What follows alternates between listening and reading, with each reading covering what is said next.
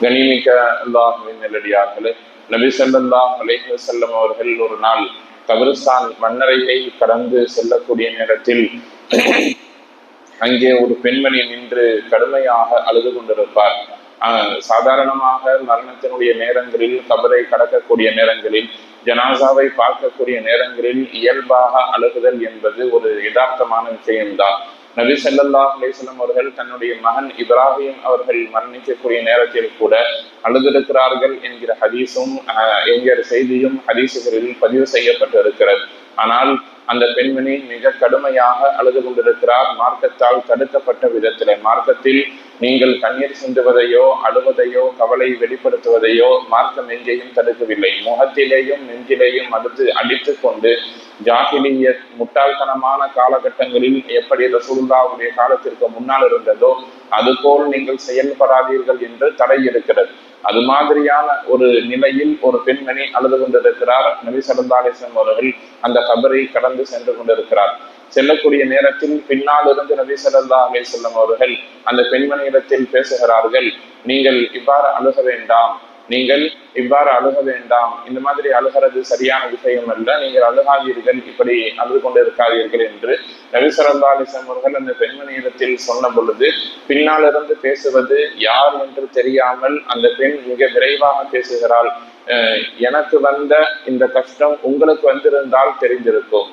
நான் ஒரு பெரிய துன்பத்தில் இருக்கிறேன், நான் அழுகிறேன், என்னை பார்த்து அழுக வேண்டாம், இப்படி நடந்து கொள்ள வேண்டாம், இப்படி முகத்திலும் நெஞ்சிலும் அடித்துக் கொள்ள வேண்டாம் என்று சொல்லுகிறீர்களே, எனக்கு வந்த கஷ்டம் உங்களுக்கு வந்திருந்தால் தெரிஞ்சிருக்கும் என்று அந்த பெண்மணி சொல்லுகிறார்கள். நபி ஸல்லல்லாஹு அலைஹி வஸல்லம் அவர்கள் அமைதியாய் அந்த இடத்தை விட்டும் கடந்து விட்டார்கள். அந்த நபி ஸல்லல்லாஹு அலைஹி வஸல்லம் அங்கிருந்து போனதற்கு பின்னால் கூட இருந்த மக்கள், தூரத்தில் இருந்தவர்கள் வந்து சொல்லுகிறார்கள், உங்களிடத்தில் பேசியது முஹம்மது ஸல்லல்லாஹு அலைஹி வஸல்லம் அவர்கள் என்று சொன்னதும் அந்த பெண்மணி அதிர்ச்சியோடு ரசூலுல்லாஹுடைய வீட்டிற்கு வேக வேகமாக விரைந்து ஓடுகிறார். போய் சொல்லுகிறார்கள், ரசூலுல்லாஹுடைய வீட்டுல வெளியே காவலாளிகள் யாரும் இல்லை, வெளியில் இருந்து அழைக்கிறார்கள். நபி ஸல்லல்லாஹு அலைஹி வஸல்லம் அவர்கள் வெளியே வருகிறார்கள். வந்தவுடன் ரசூலுல்லாஹ் சொல்றாங்க, யா ரசூலுல்லாஹ், சொன்னது நீங்கள் என்று தெரியாது, குரலை என்னால் அடையாளம் கண்டு கொள்ள முடியவில்லை, என்னை மன்னிக்கணும்னு சொல்லி தன்னுடைய தவறை உணர்ந்து ரசூலுல்லாஹுடைய வீட்டின் வாசலில் வந்து நின்ற பொழுது ரசூலுல்லாஹ் சொன்ன செய்தி, அஸ்ஸபுரு இந்த சதுமத்தில் ஊலா, ஆரம்ப கட்டத்தில் நீங்கள் பொறுமையாக இருப்பதுதான் பொறுமை. நீங்கள் ஒரு அழுது கொண்டிருந்தீர்கள், பின்னால் இருந்து நாங்கள் உங்களுக்கு எடுத்துக் கொள்ளுகிறோம், கேட்டவுடன் உங்களை நீங்கள் சரி செய்து கொண்டிருந்தால் அதுதான் பொறுமை. பின்னால் இருந்து பேசினது யாருங்கிறத தெரிஞ்சு சூழ்நிலையெல்லாம் விளங்கி அதுக்கப்புறம் உணர்ந்து கொள்ளுதல் என்பது பொறுமை அல்ல என்கிற கருத்தை மையப்படுத்தி ரசூலுல்லாஹ் ஒருவரை தான் பேசினார்கள், அஸ்ஸபுரு இந்த சதுமத்தில் ஊலா, ஆரம்பத்தில் பொறுமையாக இருப்பதுதான் பொறுமை, போயிட்டு வாங்க அஸ்ஸலாமு அலைக்கும்னு தாட்டி வச்சுட்டான். நாங்க ரொம்ப நுணுக்கமாக கவனிக்க வேண்டிய ஒரு பழக்க வழக்கத்தை நபி ஸல்லல்லாஹு அலைஹி வஸல்லம் அவர்கள் இங்கே நமக்கு சொல்லித் தருகிறார்கள். முதல் விஷயம், ஒரு தவறை நாம் சுட்டிக்காட்டுகிற பொழுது நாம் புறம் தள்ளப்படுகிறோம் என்று சொன்னால் அந்த நேரத்தில் நாம் எப்படி நடந்து கொள்ள வேண்டும் என்பதை நபி ஸல்லல்லாஹு அலைஹி வஸல்லம் சொல்றான். அந்த இடத்தில் ரசூலுல்லாஹி ஸல்லல்லாஹு அலைஹி வஸல்லம் அவர்கள் சற்றே கோபப்பட்டிருந்தால் என்ன நடந்திருக்கும் என்பதை நாம் யோசித்து பார்ப்போம். என்னை பார்த்து நீ எப்படி பேசலாம், என்னை பார்த்து நீ எப்படி சொல்லலாம், என்னைவே இந்த மாதிரி மரியாதை இல்லாமல் நீ பேசிவிடுவாயா என்று ரசூலுல்லாஹ் கொஞ்சம் கோபப்பட்டிருந்தாலும் கூட அதிகபட்சமாக அந்த பெண்மணியின் மீது அதாப் இறங்கி இருக்கும் அல்லாஹ்வுடைய புறத்துல இருக்கு. ரசூலுல்லாஹ் என்ன செஞ்சாங்க, கண்டும் காணாமல் கடந்து சென்றார்கள். நாம சொன்னோம், அவங்க கேட்கல, கடந்து சென்று விட்டார்கள். நபி ஸல்லல்லாஹு அலைஹி வஸல்லம் அவர்கள் சற்றே அந்த இடத்தில் முரண்பட்டிருந்தாலும் பிரச்சனையாது, யாரெல்லாம் என்ன இந்த மாதிரி இந்த பெண்மணி என்னை அவமானப்படுத்தி விட்டால் என்று கையேந்திருந்தாலும் சரி, அல்லது குரலை உயர்த்தி என்ன பார்த்து நீ எப்படி பேசலாம் என்று கேட்டிருந்தால் கூட இருந்த சஹாபாக்கள் ரசூலுல்லாஹ்வுக்கு சாதகமாகத்தான் நடந்திருப்பார்கள். இது அந்த இடத்திற்கான செய்தி மட்டுமல்ல, வாழ்க்கையின் எல்லா இடத்திலேயும் ஒரு மனிதன் இது மாதிரி ஏதாவது ஒரு இடங்களில் தான் அவமதிக்கப்பட்டாலோ அல்லது தன்னுடைய பேச்சை ஒரு மக்கள் கேட்கவில்லை என்று சொன்னாலோ கடந்து செல்லுதல் என்பது ரொம்ப நல்ல ஒரு குணமாக, குடும்பத்தை அரவணைத்துக் கொள்ளக்கூடிய, சொந்த பந்தங்களை தக்க வைத்துக் கொள்ளக்கூடிய நல்ல ஒரு குணமாக நபி ஸல்லல்லாஹு அலைஹி வஸல்லம் இடத்திலிருந்து காட்டப்படுகிறது. பிரச்சனை என்னன்னா, நிறைய நண்பர்களிடத்தில் இது மாதிரியான நிலைப்பாடு இல்லை. நான் சொன்னால் பிறர் கேட்க வேண்டும், குடும்பம்னு வந்துட்டா நான் சொன்னால் மனைவி கேட்கணும், நான் சொன்னால் குழந்தைகள் கேட்கணும், ஏதாவது முரண்பட்டு விட்டார்கள்னு சொன்னா அதை பிரச்சனையாக்கி பெரிதாக்கி விவாகரத்து வரை கொண்டு சேர்த்து ஒரு பெரிய பூகம்பத்தை நிகழ்த்தி விடுவார்கள். முறையில் செய்யுங்கள் என்று சொல்லுகிறார், அல்லது இந்த இடத்திற்கு செல்ல வேண்டும் என்று ஒரு கணவன் சொல்லுகிறார்.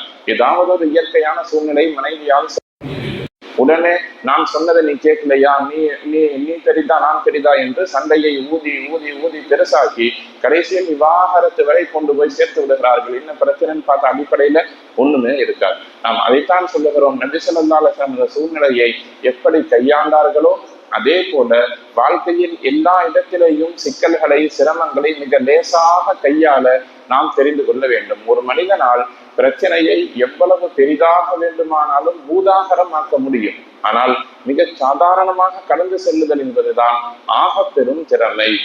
எல்லா மக்களுமே இந்த துன்யாவில் பரிபூர்ணமானவர்களாக படைக்கப்படவில்லை. அல்லாஹு ஜல்ல ஷானஹு தஆலா மனிதர்களை குறையானவர்களாகத்தான் படைத்திருக்கிறான். எனவேதான் கணவன் மனைவியில் வரும் பொழுது நபி ஸல்லல்லாஹு அலைஹி வஸல்லம் சொல்லுவாங்க, ஒரு கணவன் மனைவியிடத்தில் ஏதாவது முரண்பட்ட செய்திகளை பார்த்தால் உங்களுக்கு பொருத்தமான இன்னொரு செய்தி இருக்கும். ஒரு குணம் பிடிக்கவில்லைன்னு சொன்னா உங்களுக்கு பிடித்த இன்னொரு குணம் இருக்கும், அதை கொண்டு புரிந்து கொள்ளுங்கள்.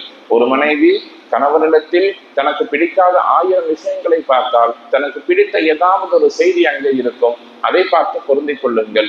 பொருந்திக் கொள்வதிலும் விட்டு கொடுப்பதிலும் தான் இந்த ஒரு அமைதியும் சந்தோஷமும் இருக்கிறது. நாம் எல்லா மக்களுக்கு தகுந்தால் போல் நம்மை மாற்றிக்கொள்ள முடியாது. நமக்கு தகுந்த மாதிரி நம்மை சுற்றி இருக்கக்கூடிய எல்லா மக்களும் நடந்து கொள்ளவும் மாட்டார்கள்.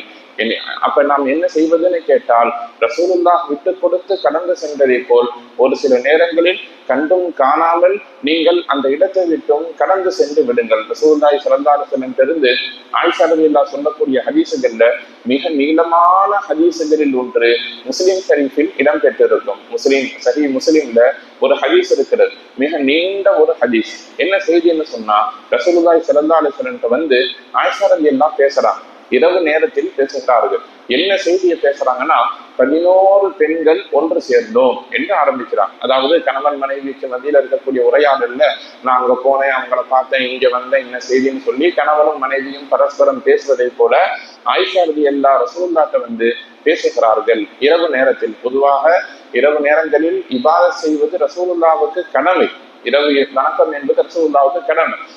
நம்மளை விட ரொம்ப பிஸியான ஆட்களில் ஒருவர் ரசூலுல்லாஹி ஸல்லல்லாஹு அலைஹி வஸல்லம் அவர்கள். நிறைய சமூகம் சார்ந்த வேலைகள் எல்லாம் இருக்கும். அந்த நேரத்தில் மனைவி வந்து நாங்கள் 11 பேர் ஒன்று சேர்ந்தோம் என்று ஆரம்பிக்கிறார்கள்.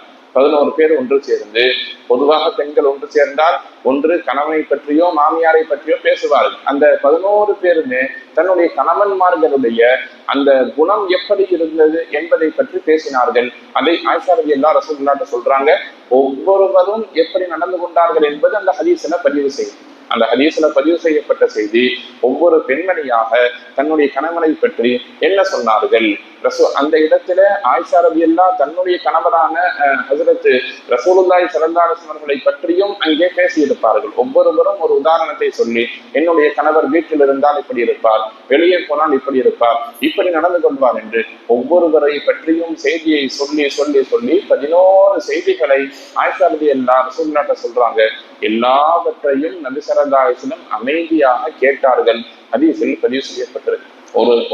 ஒரு பெண்மணி 2 பெண்மணியை பற்றி பேசணும்னு, என்ன நீ பாட்டுக்கு இதை சொல்லிட்டு இருக்கிறீங்க, எனக்கு வேலை இருக்கு, நான் தூங்கணும், எனக்கு முடியல, இதெல்லாம் ஒரு செய்தி என்று நீங்கள் பேச வந்துட்டீங்களா என்று முரண்படாமல் நபி ஸல்லல்லாஹு அலைஹி வஸல்லம் அவர்கள் செவிதாழ்த்தி மனைவி பேசக்கூடியதை கேட்டார்கள். கிட்டத்தட்ட ஒரு 1/2 மணி நேரம் 1 மணி நேரம் பேசினாதான் அந்த செய்தி முடியும். மிக நீளமான ஒரு ஹதீஸ்.